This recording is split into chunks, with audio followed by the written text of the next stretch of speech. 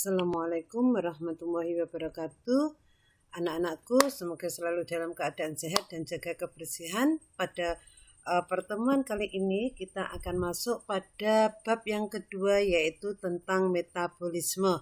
Tentunya di dalam proses metabolisme ini ada keterkaitan antara tubuh kita dengan lingkungan. Baik anak-anak, dalam materi kita kali ini yaitu metabolisme, ada 3 sub pokok bahasan yang akan kita bahas. Apa saja 3 sub pokok bahasan yang akan kita bahas itu? Oke, yang pertama yaitu tentang enzim. Yang kedua yaitu tentang katabolisme. Dan yang ketiga yaitu tentang anabolisme. Anak-anakku, nanti kita hari ini tidak langsung satu pertemuan, tapi kita akan membahas pada yang pertama dulu, yaitu enzim. Oke, pada enzim ini ada beberapa bagian yang akan kita bahas. Apa saja itu? Yang pertama yaitu tentang komponen enzim. Nah, yang kedua yaitu tentang sifat-sifat yang ada pada enzim. Yang ketiga, bagaimana mekanisme kerja enzim. Kemudian yang terakhir yaitu tentang faktor-faktor kerja pada enzim. Ya, tentunya nanti akan kalian pelajari satu persatu. Oke, ada siapa pada komponen-komponen enzim tersebut? Nah, komponen-komponen pada enzim berdasarkan komponennya di situ ada 2. Ada siapa saja di situ? Yaitu ada enzim sederhana dan juga ada enzim kompleks. Nah, ini yaitu ada enzim sederhana dan yang kedua yaitu adanya enzim kompleks. Anak-anakku, bagaimana prosesnya enzim sederhana dan enzim kompleks itu? Nah, di sini nanti yang membedakan yaitu pada sisi aktif. Enzim itu ada 2, yaitu ada substrat dan juga ada enzim. Nah, enzim di sini terdapat sisi aktif. Kalau sederhana, sisi aktifnya dengan enzim dengan substratnya itu cocok. Tetapi pada yang kompleks di situ akan terdapat bagian enzim, akan terdapat adanya inhibitor dan kofaktor, ya. Nah, nanti kalian akan mempelajari pada faktor-faktor enzim. Yang kedua, yaitu tentang sifat-sifat enzim. Ada siapa saja? Yang pertama yaitu dipengaruhi oleh suhu dan pH. Kelembapan ya suhu. Kemudian yang kedua kerja spesifik. Hanya terjadi pada enzimnya saja. Bersifat reversibel atau kerja bolak-balik. Jumlahnya dibutuhkan dalam jumlah yang sedikit. Kemudian dapat bereaksi dengan substrat, baik itu berupa asam ataupun berupa basa, berupa koloid atau gel, dan dapat digunakan untuk berulang kali. Anak-anakku semuanya, ini ada tambahan sedikit pada komponen-komponen enzim.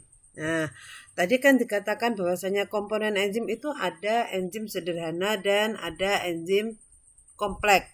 Enzim sederhana tadi antara substrat dan enzimnya itu sama, cocok ya, seperti kalau gembok dan kunci itu kan pasti cocok. Tetapi kalau pada yang kompleks itu di sisi aktif dari enzim itu terdapat inhibitor. Kalau kamu lihat tadi ada bagian yang lubang ya. Nah, di sini ada struktur dari enzim anak-anak. Struktur dari enzim itu ada yang sederhana dan juga ada yang kompleks. Yang sederhana itu tersusun dari protein, sedangkan yang kompleks itu terdiri dari protein dan non-protein. Nah, di dalam protein itu berupa apoenzim, sedangkan yang non-protein itu berupa gugus protestik, di mana pada gugus protestik nanti ada koenzim dan ada kofaktor. Nah, ini. Oke, lanjut. Sekarang adalah tentang mekanisme kerja enzim. Di dalam mekanisme kerja enzim terdapat 2 teori. Ada siapa saja pada teori tersebut? Yaitu ada teori lock and key, teori atau teori gembok dan kunci. Kemudian yang kedua yaitu ada induced fit atau teori ketepatan induksi. Bagaimana prosesnya? Berikut. Atau kalian bisa baca di buku paket yang sudah dari pihak sekolah berikan. Oke, kalian lihat di sini tadi enzim itu ada substrat dan enzim ya. Kalau kalian lihat anak-anak di situ ada yang pertama yaitu ada enzim. Nah, di situ ada enzim yang memiliki bagian-bagian yang sudah sesuai dengan substratnya. Jadi dia kalau kita cocokkan, kita masukkan, maka di situ dia akan memiliki pasangan yang tepat. Di situ ada enzim, ada substrat, kemudian dia akan menghasilkan produk atau hasilnya tadi ya. Ada enzim, ada substrat, ada kompleks substrat, kemudian ada produknya. Nah, kemudian kalau induksi feed ini substratnya bisa tidak sesuai dengan enzim. Nah, tetapi di situ perlu kalian ketahui bahwasanya di sisi aktifnya enzim itu terdapat yang namanya inhibitor. Nah, inhibitor itu adalah bisa dimasuki oleh substrat yang lainnya. Nah, sehingga di sini dikatakan ketepatan induksi. Siapa yang tepat seperti itu ya. Oke. Nah, berdasarkan dua teori enzim tersebut, maka mekanisme di dalam kerja enzim itu terdapat reaksi kimia yang dapat melalui pembentukan kompleks enzim tersebut. Nah, enzim itu hanya bekerja pada substrat tertentu. Mekanisme kerja ini juga dapat dipengaruhi oleh beberapa faktor. Nah, ini adalah grafik tentang bagaimana proses terjadinya dua teori tadi. Ya, ini lihat penjelasannya ada di buku kalian nanti sebagai tugas dari Bu Nining. Nah, di situ ada mulai dari awal, terus kemudian diberikannya enzim, kemudian terjadi perubahan, terus kemudian terdapat adanya produk ya. Di situ adanya zat yang bereaksi tanpa enzim, terus kemudian dengan enzim perubahan energi. Nah, ini adalah energi aktivasi enzim. Berikutnya anak-anak, di situ ada faktor-faktor yang mempengaruhi di dalam kerja enzim. Apa saja faktor-faktor yang mempengaruhi di dalam kerja enzim? Yang pertama yaitu suhu. Kemudian yang kedua konsentrasi enzim dan substrat.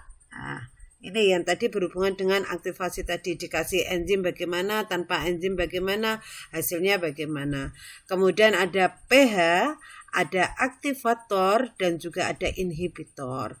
Anak-anak, berikut adalah gambaran bagaimana faktor-faktor tersebut mempengaruhi di dalam kerja enzim. Oke, yang pertama di sini yaitu suhu anak-anak.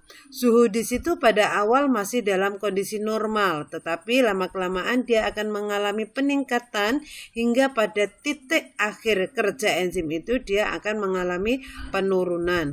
Tetapi penurunannya di sini dalam kondisi seimbang, tidak menurun secara drastis. Nah, ini adalah faktor yang pertama yaitu tentang suhu. Bisa juga berupa kelembapan.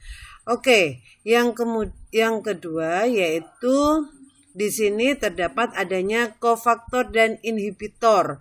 Ingat anak-anak bahwasanya kofaktor dan inhibitor ini terdapat di bagian sisi dari enzim.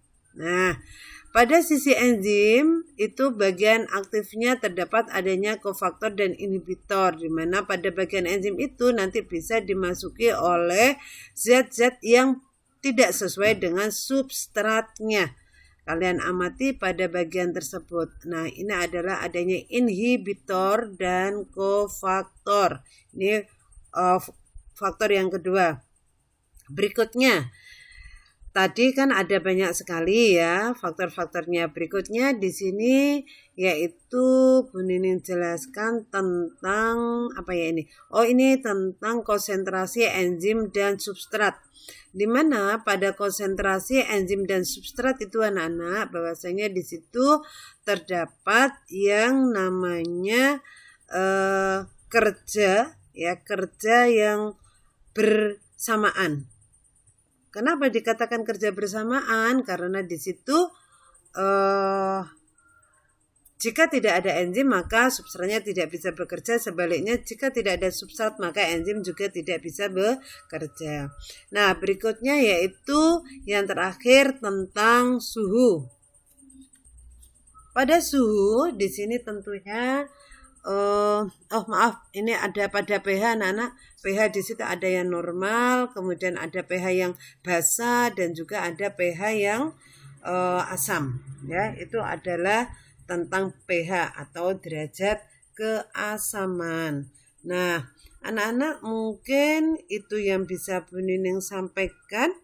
Nah, silakan nanti jika ada pertanyaan kita masuk pada forum, silakan kalian tanya tentang mana yang kalian belum pahami. Nanti ada penugasan berkaitan dengan ini yang Bu Nining masukkan pada absen di Google Class kalian. Oke, terima kasih. Tetap semangat anak-anak dalam masa pandemi belajar di rumah. Sekian, terima kasih. Wassalamualaikum warahmatullahi wabarakatuh.